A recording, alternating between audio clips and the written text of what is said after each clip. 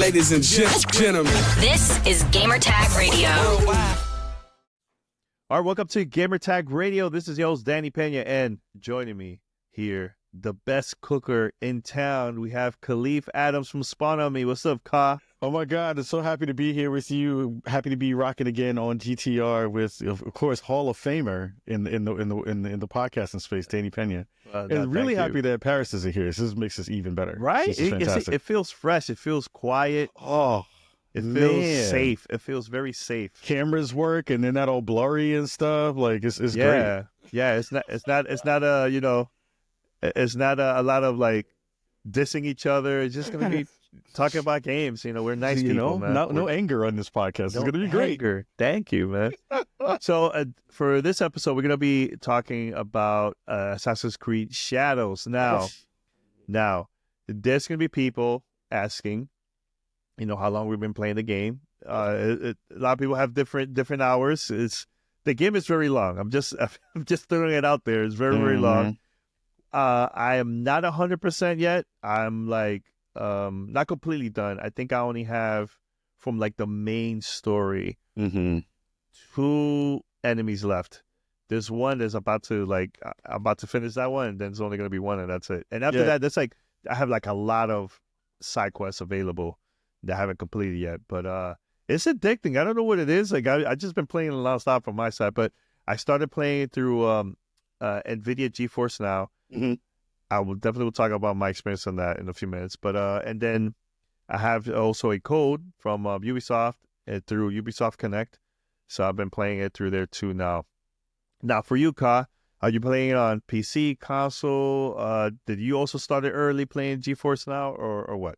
Actually, I didn't play it on GeForce Now, even though they did give us the option. Shout out to NVIDIA for having that as an option for us to be able to check out the game earlier. But I wanted to wait to see how it was going to run not only on my PC, but on my PlayStation 5 Pro. So I've been playing on PS5 Pro and on PC. And it's been great because Ubisoft Connect has let me been able to basically play on both systems simultaneously with one kind of cloud save, so I can look at it on my big widescreen when I'm in the studio, and then when I want to go play on the couch, I can still play it there with none of the progress lost. So that's been really, really fun to be able to do it on both, and they look fantastic on both. That's good. Now, my other question is, there's been a while where I really enjoyed playing Assassin's Creed. Then I took a break. Then I came back. I started playing it a lot more during Origins, Odyssey. I felt like those games were really fun, but I feel like there was a lot of grinding in that one. Yeah. Like it was just too much. And I also felt overwhelmed with the amount of stuff that you have to do in that game. I didn't get that vibe with this one. Like don't get me wrong, this game is big. It's huge. There's a lot of things you do in this game. But I don't feel overwhelmed of like, okay, I have to like grind to reach a certain level in order for me to continue. Because here's the thing, for me, I could still do my side quests. I could do a bunch of other stuff and not concentrate on the main campaign yet, And once I feel like, okay, now I could go to that area, I could do that. I feel like it's like a lot easier and less grinding compared to those older games. Yeah, I mean, my last Assassin's Creed game was Valhalla. And that game, I love that game, but it was very, very grindy in the way that it would take you off the main path to go do other stuff so that you could get gear that you could be able to kind of be in those fights in a competent way. Which was okay, but you can see they refined that process a lot in Shadows. Like in Shadows, there is a level of, leveling up gear and weapons and things like that, but it doesn't feel like I have to go into spaces ahead of time or kind of grind into spaces that are at my level to be able to then get the gear to be able to go to other spaces. Like, yes, levels are, dispersed around the map where, I'm currently probably at like a level 20 or 21 character. And there are levels that are much higher than that around the map. But I understand that, like, I can go to certain spaces that are a little bit above my level and still be able to fight things and kill those things without feeling like I'm going to instantly die. So that's been really, really good. And then we talked a little bit about some of the side content, which we'll dig into, I'm sure, a little bit more. But like, those are also places where you can kind of grind up your level a little bit to get more things, so you'll be able to be even a little bit over leveled for the places that you want to go. So those parts are really good. Yeah, and here's the thing too, like and this is no spoilers, but I know you will play both characters in the beginning. It's more like a tutorial. You get to see a little sneak peek about their story. It's like very, very short. But after that, you start with Naoe. Yep, Naoe. Naoe. You start with her, and then later you get Yasuke later in the game. Now, when I say later, it depends. It all depends on you, because like for me, it took me maybe like 10 hours or so, because not only I was playing with her character, but I was doing a lot of side stuff that I was like, wait a minute, how can I unlock this guy? You know, like it took me a while to figure that out because I wasn't really paying attention, you know. But I think everybody is going to have a different time when it comes to trying to unlock him in the game. Was that the same for you, Kyle? Yeah, it was pretty close to that around timing in terms of like around 10 to 12 hours or so. I think we did a lot of side questing too, I think, when we talked about the way we played the game. And I think I really like the way that the game kind of rolls that out. I from previews and stuff that we had seen before, it kind of came across that like as soon as you start the game, you'll be able to pick between the two and kind of start their story path. But I really like the fact that they kind of start you off with Naoe, who is, you know, this Japanese samurai. There's a lot of conversations that go along that show you motivation for her story. And it's a good chunk of gameplay before you get to Yasuke, and that really fleshes out her character, her motivations. And then when you kind of get to Yasuke's part, you start another version of that through his lineage and through his story, which, again, like the way that they have mapped this out and kind of laid out campaign is just really smart in terms of getting you adjusted to what the usual kind of Assassin's Creed very stealthy gameplay is, and then moving into kind of more bruiser style stuff with Yasuke later on.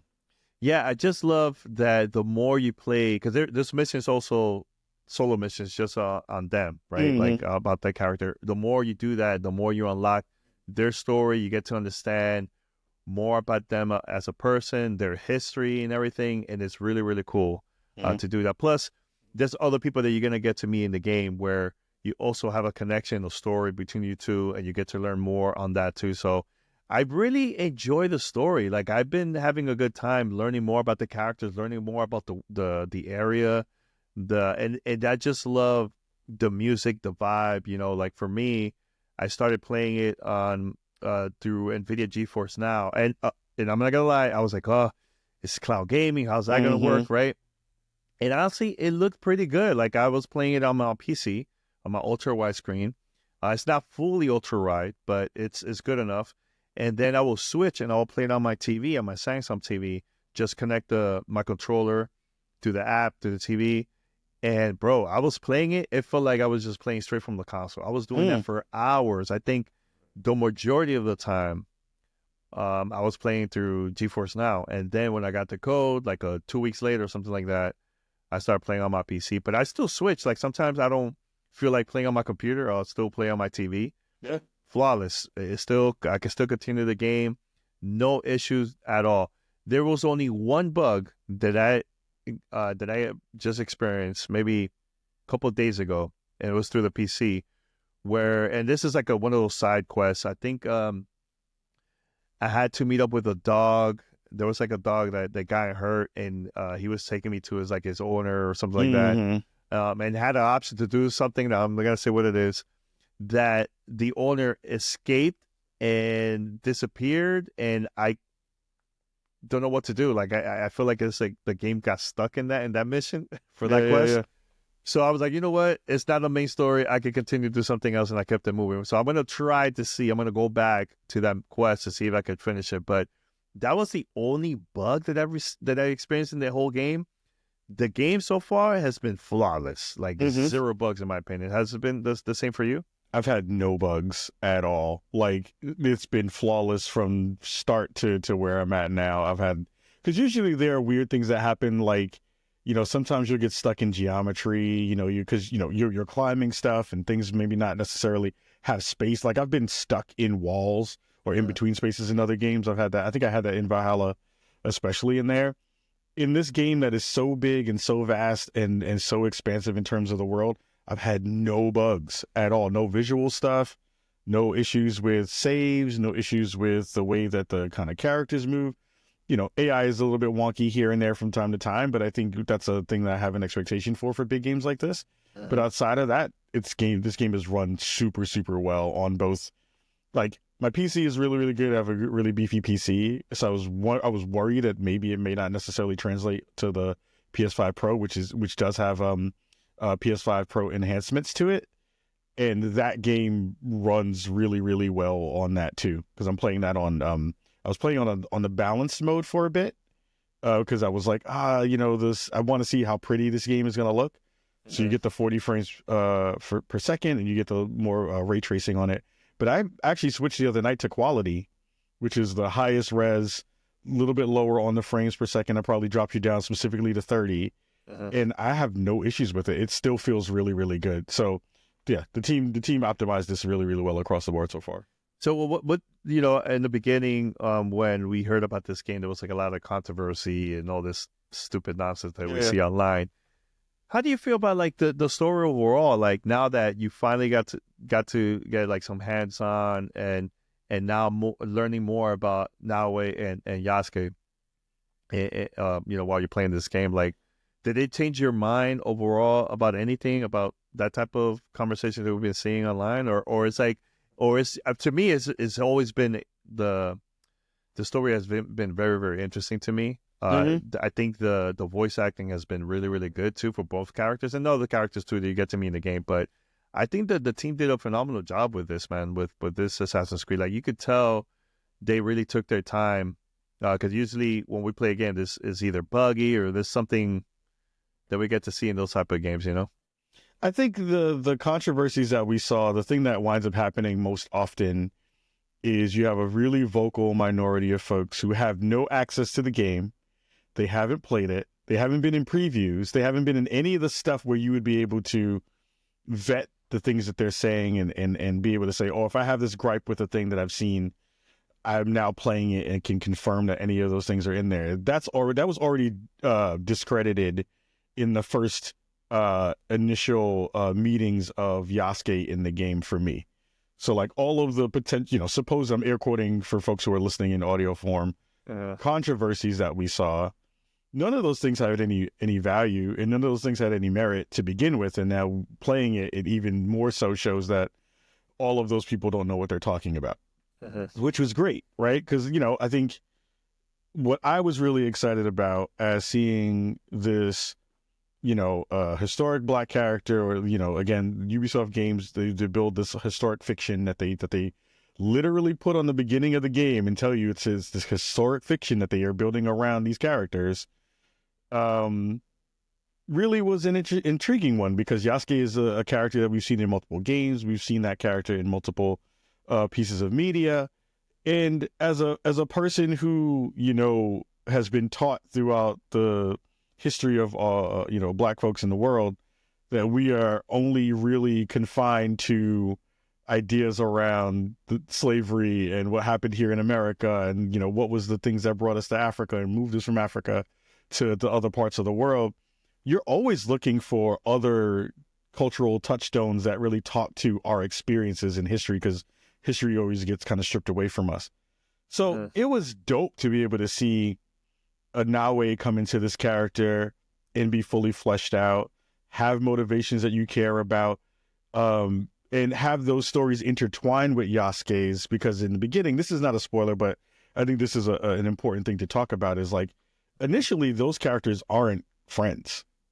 Which is interesting, right? Yeah. They are literally on the opposite sides of a fight. And it's cool to see not only the way that they represented how they joined forces, but in a story like this, Yasuke is a slave. Like, he's a part of the exchange of human property that winds up getting pulled into the Nobunaga lineage and dynasty. In that part, even when you think about it and understand like what power that gives to that character, that is super dope to be able to do that. So, like, for me, again, I think the beauty of where this game lands is we're talking about a character and we're talking about a moment in time where we as people of color are not necessarily given a space to exist. And when you wind up seeing them be given a space of being able to thrive, and not only being able to thrive, but being given a position of power in those spaces, that story is really dope to be able to see across the board. So like, they're doing a fantastic job of building out this story and showing his motivations and giving him the ability to have deference to all the people who he needs to as a samurai. But also like the way the game also reacts to him is really interesting. NPCs react to him and show him deference. NPCs react to him and show, fear of him because they know that he is coming for a mission. Like, all those parts are really, really dope. So I really like what they're doing with this character. And they play totally different.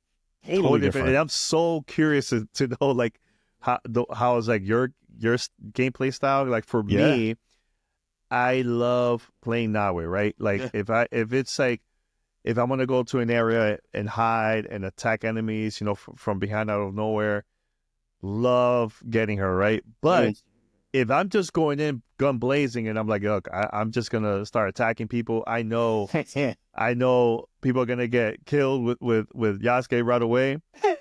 I use him. So it depends on the mood, like right now, I'm like 30 plus hours in. And I've been using more him towards the end so far because he's so strong, so strong. But there's some cases where, man, I want to climb up. He is not that good at doing that. He's good at, destroying doors, attacking enemies. Like for example, when you have Naoe and you're like, let's say, hiding in the bushes and you whistle and then the enemies come, just being curious. If you play Naoe, it will say, what is it? It will say like not brutal assassination. It will say assassination just with her. Yeah. But with him, it will say brutal assassination. Like, yo, he'll get his sword, put it all the way in, and lift him up. Like, I was like, bro, that is crazy. That is crazy with him. So, what is your style, like your gameplay style in this game? Because it's two different vibes in this one, man. I love the fact you talked about traversal, because I think traversal for me is the differentiator in who I pick for certain parts of what I'm trying to do. So like if I'm trying to open up the map, which you have the classic kind of synchronization points where you get to a really high marker on the map, and everybody, if you're familiar with the Assassin's Creed lineage of games, there are these symbols on the map where you can get on a perch or get on a really high building. You get to that point and then it opens up some of the surrounding areas on the map. So I use Naoe for those missions usually. Or if it's a mission where I need to be as quiet and as stealthy where I know there's going to be a ton of enemies in the space, those are the times I usually use Naoe because she's more nimble. She's there to assassinate people in the kind of quietest ways possible. If I have to go into a castle, for the most part, I'll usually use her because they have these, I forgot what they call them, but they have these specific floors inside the buildings that have springs on them. And when you walk on them, they make more noise. So Yasuke is a big dude. He's going to make more noise if he's not crouching down and walking really slow, while Naoe just doesn't make as much noise. The other differentiator I have for when I pick Yasuke is there are these very specific enemies that if you clear them out, you can go into their area and there's one chest that's there that has really good loot in it. And those characters are a lot harder to kill. They have much more health. They have kind of more shields on them and stuff. And those characters are just harder to fight. And Naoe is really good, quick and nimble, but she's a glass cannon. She's like, if you get hit a couple times, you're probably going to be close to dead, where Yasuke is much tougher to kill. So I will usually, when I need to go get loot and do stuff like that, I'll pick Yasuke to go pick those things too. Or if I just want to see him fall off a really tall building and look stupid when he falls off the buildings, as opposed to Naoe. He's a clumsy. Like he falls terrible. And the thing is too, like even the enemies, like they will look like, what is that? Like you will know right, because it's so loud when he jumps down. It's so good. Yeah, but another thing too, that happened to me, and I don't know if you experienced this yet, right? So let's say you go to a base and there's enemies, and they hit the alarm sound. Oh yeah. Now you wanted, Yes. right?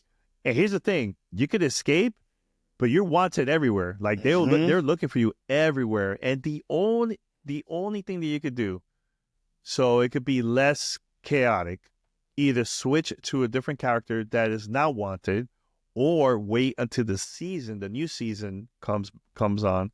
And when it changes, it kind of like reset, and it will help to unlock new quests, new locations, new things in the game, which is very, very interesting seeing that, because that wasn't available before in previous Assassin's Creed games.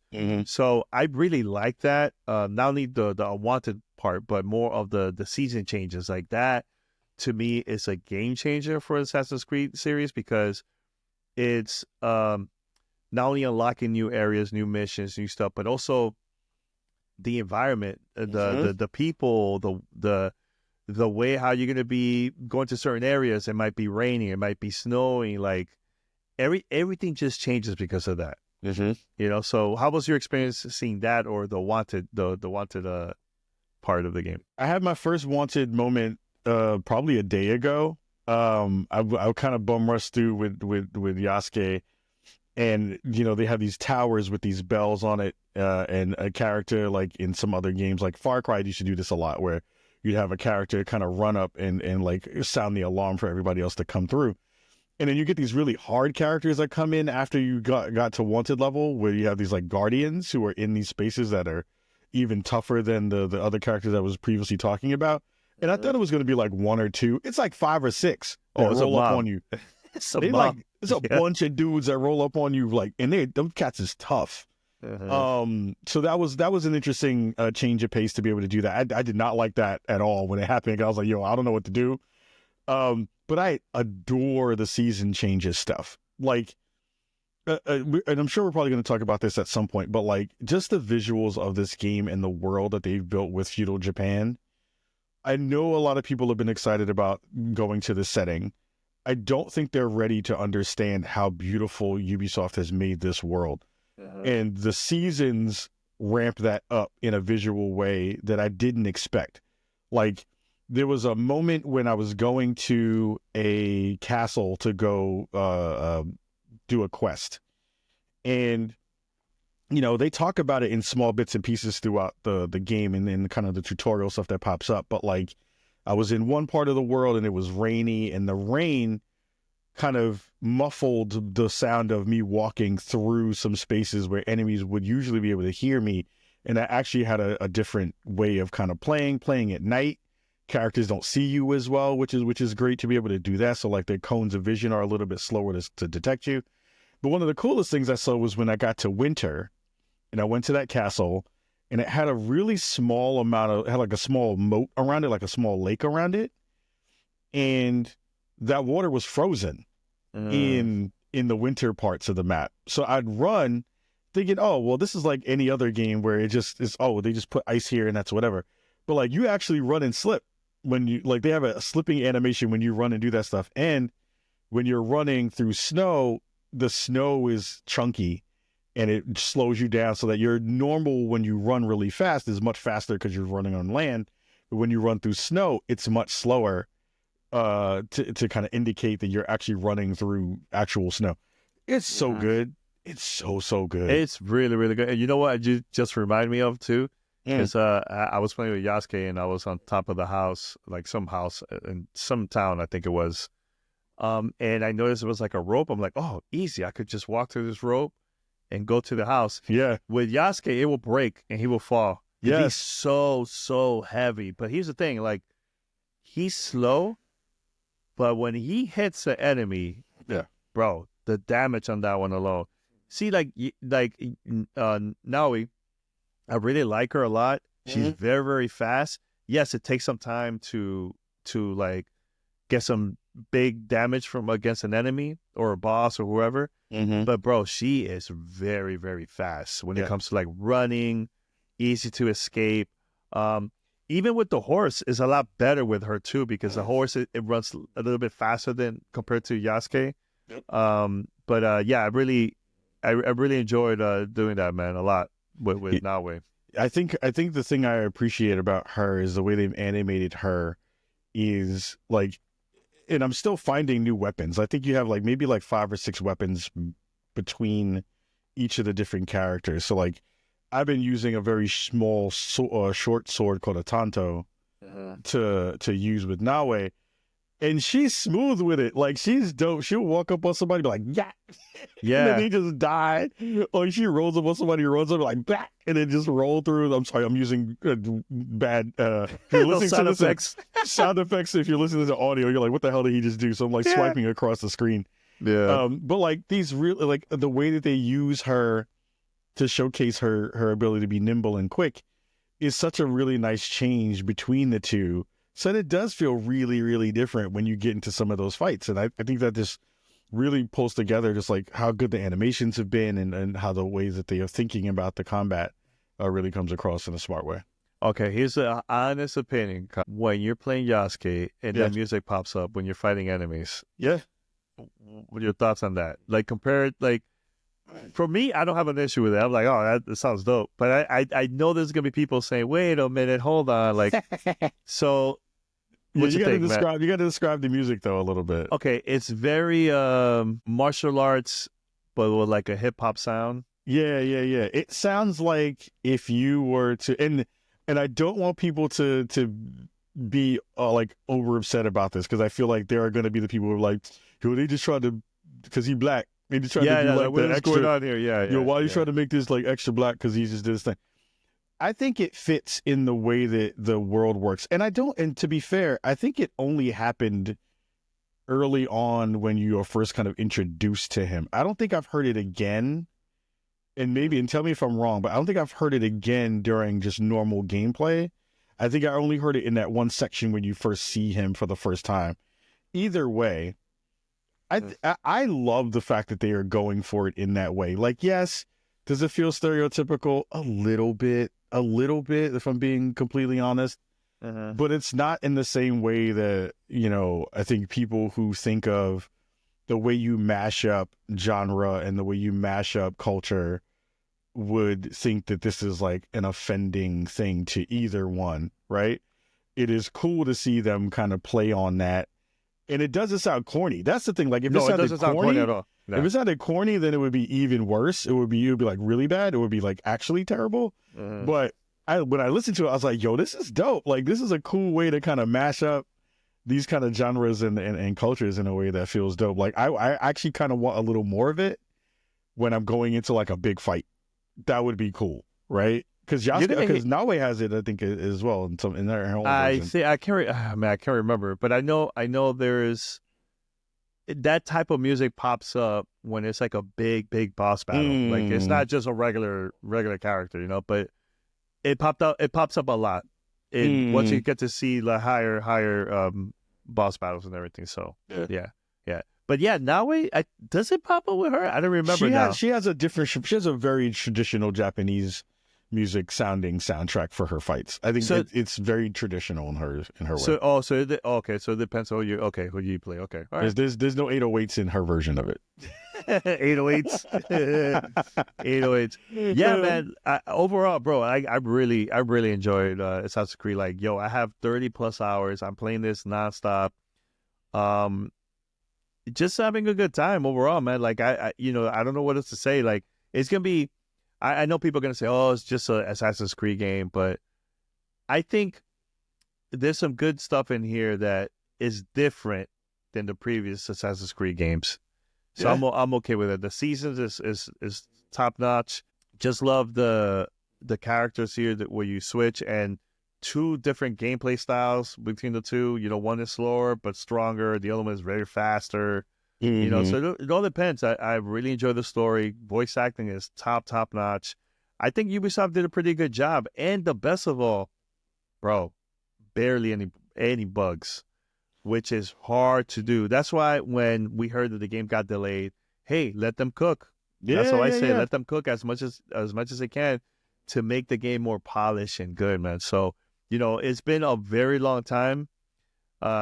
to see Ubisoft making a game like this, like really, really good. It's been a while, so I think I highly recommend for people to check this out once it releases, in my opinion. Yeah, and there's a couple more systems I think we should talk about really fast because I think we missed some of those things. So like, sure, I like the scouting system in this game. Yes, a lot. The scouting. So for folks who don't know, you get these scouts in the game that basically, when you are doing a mission, they will give you hints about where the characters that you're looking for to assassinate are on the map. So it winds up kind of being this much broader kind of scope of like the overall map, and then you zoom in a little bit more and you can see like the cities in those towns, and then you zoom in a little bit more, you can see even more of the kind of like macro and micro parts of the space. But you get these scouts, and the scouts, when you basically hover a part of the map, you can search there for clues, and usually it'll kind of give you, where the person that you have to try to go assassinate is. How'd you like the scouts? I loved it. I loved it because I was trying to do it on my own. Like, I don't need that. I could do it on my own. And like later in the game, it gets really, really hard. And another thing too, the way how I discover other enemies, that not the main quest, but more on the side quest. I will zoom in using left trigger. Yep. It helps you to like zoom in an area, and you will see like these dots. Like you will see gold, white. If you see blue, I'll be like, wait a minute, hold on. This is not the main story. What is this? So I go to check to see what it is, and it's just more of like side quest enemies that I have to attack. So I was doing that a lot. But there's a time in the game where you need to use scout. You need to. If not, you'll be there forever trying to figure out like where the next area you need to go. And another thing too, like I will tell you something, you use a scout and you go to that area. Now the whole area is blue. So the person that you need to talk to is somewhere around there. So you also have to look around. And I was using that a lot. Now with scout, you could use 1 dot, 2 dot, or 3 dot. The only difference is when you go all the way to 3, the scout will look at the area, but now it's like a bigger, wider area compared to just using 1 dot. Now if you know where it is exactly, you could use that 1 dot, and you'll find whatever it is that for the next mission, right? But the scout is not free all the time. Sometimes you'll get it free later in the game, whatever. But if you have money with the currency that you have in the game, you could go to an area, which you also could use it as like a fast travel. And you go to this room, and there you have like storage. You could also change your allies in there too, or just use the scout. You could also buy that. I think it's like only like $200 or something like that per scout. But I will use that all the time, especially if I want to do fast travel. I will do that. I buy those things all the time when I'm on the map because I was like, because sometimes you just don't have a space to go back, and you're like, oh man, that's a really like points in the map are not close. Like when you look at the way like a city from one end of the map to the like where you start in other parts of the map, like from end to end, it's a really big map in terms of how far it is to get from one thing to another. And there's a big river there, so like you can go on a boat and go flow on a boat. I love the scout stuff. What did you think about the homestead things too? So like you're building this base inside the world too. What were your thoughts about that? Yeah, in the beginning, I didn't have a lot of items to upgrade, but later in the game, I totally forgot I was collecting that. Yeah. Collecting. So I went back actually yesterday. I'm like, wait a minute, I have so much stuff. I could upgrade and add more stuff in there.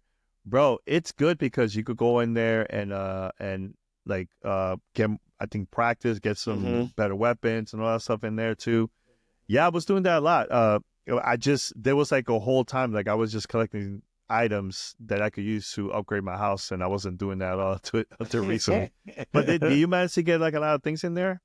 I mean, I have the main buildings in my little homestead. Yeah, I have the main one too. What I keep finding now in the world are ways to decorate all those buildings and decorate the space around it. So in a weird way, I think once I finish the main campaign, I'm gonna probably like demolish all that stuff and rebuild it, and like move things around to make it look pretty. Because you get a lot of stuff like they're like, oh, you can plant these trees here, you can make this kind of path with the dirt and all this other kind of stuff. So I want to make it look kind of really dope, but I didn't have time to I'm not trying to do it now. I'm just kind of using it for its purposes, and then we'll make it look pretty when I play it again. Well, I think I have like 4 houses in there, and all of them are level 3.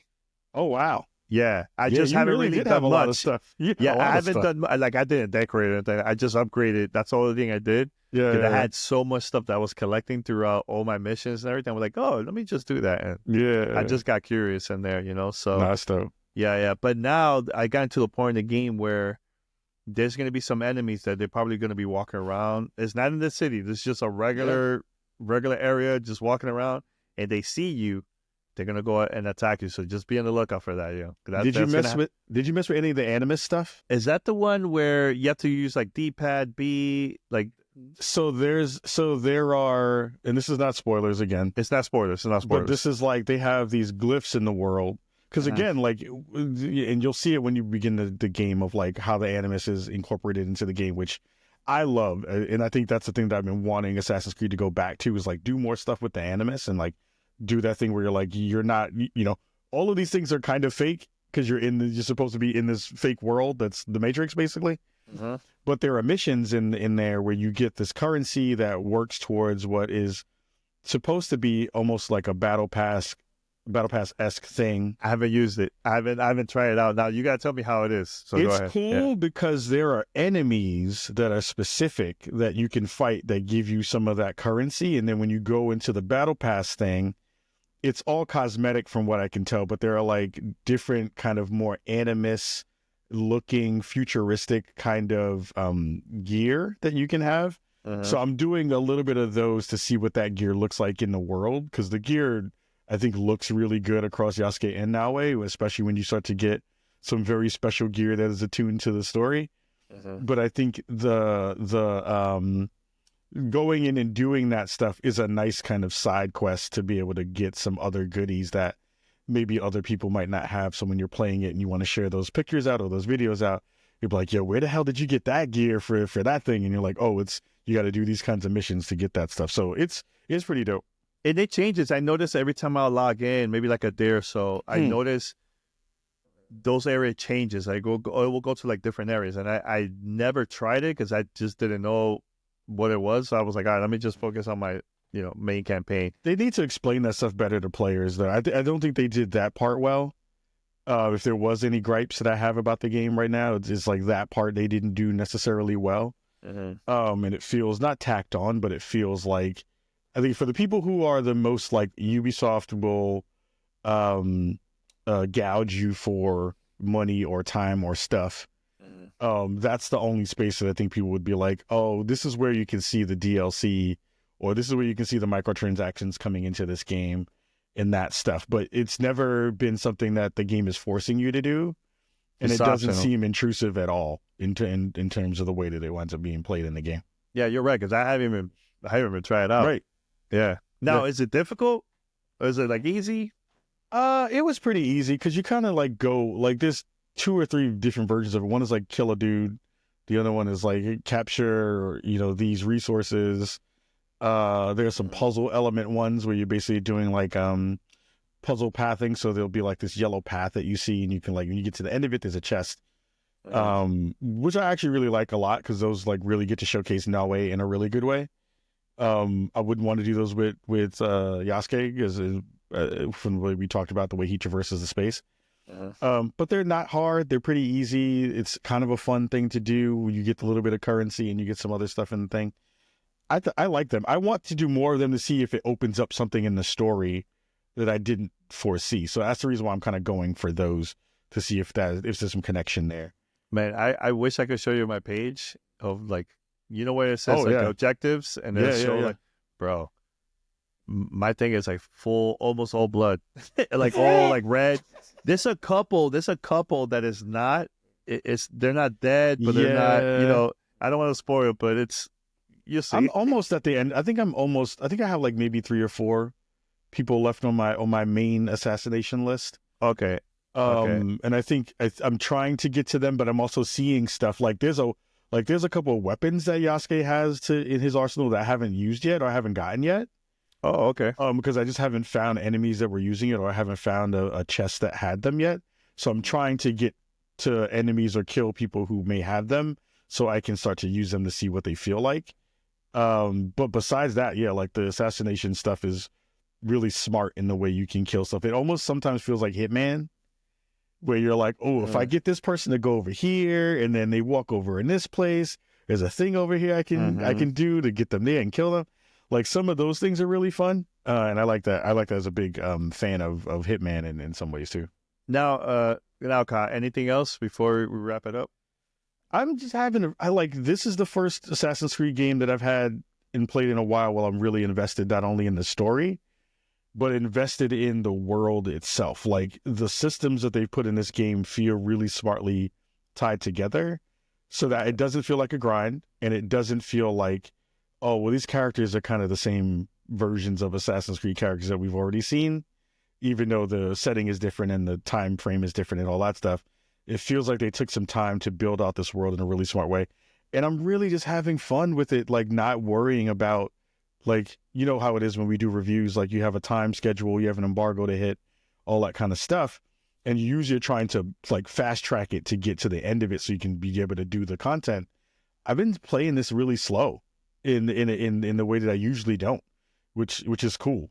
So I'm having a blast with it, and I'm like dying to play more, to finish it and then play more after it's done. Yeah, I agree with you. Like, I remember I was having a conversation with Paris because, we've been, busy with all this stuff. Yeah. And I was like, I'm not going to have time to play this. Like, I'll play as much as I can, but I'm not going to complete it, Yeah. I started playing it, and I was hooked. Mm-hmm. Hooked. Mm-hmm. Then I'm like, okay, 10 hours, all right, 20 hours. Oh, my God, 30 hours. What's going on here? And, like, I'm still... Like, I want to continue. I want to see what's going to happen next with the characters and the story.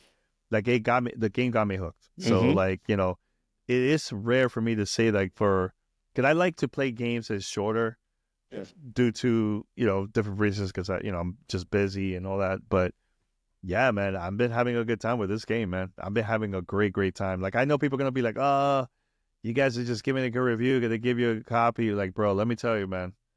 It's not because of that. I've been having a blast. Look, if I show you, if we're faking it, look at the amount of hours that we're playing it. Do you think I'm gonna spend 30 plus hours on something that I don't like? Right. Like, I'll play it and move on, but like, I'm not gonna do that for a game that's that I'm playing it for over 30 hours, man. I mean, I can't front. I stopped playing another game for review to play this. Like, oh. There you go. And that's the thing that's hard, because like you want to finish the things but that game was like not doing it for me. And as soon as I jumped into this, it like I've been playing it every night, not even just to be able to get it done for review, but like I'm invested. Like, it's a really good game. Anytime I see a new outfit that looks dope, I'm like, yo, that gear looks dope. Yeah. I'm like, oh, there must be another version of this, or oh, there must be a cool another thing that's over here. Like, that's not faking it. So yeah, I'm excited for this, and I think Ubisoft has a banger on their hit. Oh, they have a banger, and I hope the game sells, man. I hope so, because I think this is a really good game, and it's been a long time to see like an actual good game from Ubisoft. There's some that's been like mixed, the past couple of years. There was a time where they were just releasing bangers left and right. And it's been a while. I think that this is it. This is a pretty good game for people to check out, man. I agree. This is the best Assassin's Creed game I played in a long time. Awesome, 100%. Now, Ka, promote your stuff. Let people know how they can find you, and also any future content that you could talk about that's going to be coming soon on Spot on Me. Yeah, first of all, thank you for having me. Always dope to be able to hang out with you and chop it up about games and all the other goodness. Spot on Me is dropping new episodes every week. We do our show usually on Thursday evenings around 6:30 p.m. PST. Just catch the live show. And then the VODs go up on YouTube, go up on Apple Podcasts and Spotify for the video versions of those, usually that following Monday. Stay tuned. We have some very cool, interesting new things to talk about that I'll be working on, doing some collaborative work very, very soon. Ooh, snap. Some dope stuff there. We're doing some fun things around the new RTX work that happened with NVIDIA. So we were doing some stuff with them, with their Half-Life 2 stuff that just got talked about this week. So a lot of really interesting things in there, and I got a couple projects that I'm working on that might get released. Always working. Always working. Always working, man. Always working. And also, Kai's coming back very soon Yeah. on some stuff that we recorded. Yeah. We can't talk about. Yeah, I know. You'll see. You'll see very soon. We've been busy, fam. We've been busy. Yeah, definitely, man. Yo, Kai, thank you so much, everybody. Make sure to go and subscribe. Spawn on Me. All podcast platforms out there. Just make sure to look up Spawn on Me or go to Twitch or YouTube, right? You'll be there and subscribe. Part-time podcasters, that's what we do. Podcast, yeah. Part-time podcasters. All right, well, thank you so much for listening to this episode of Gamer Tag Radio. Until next time, we're out. Take care. Bye.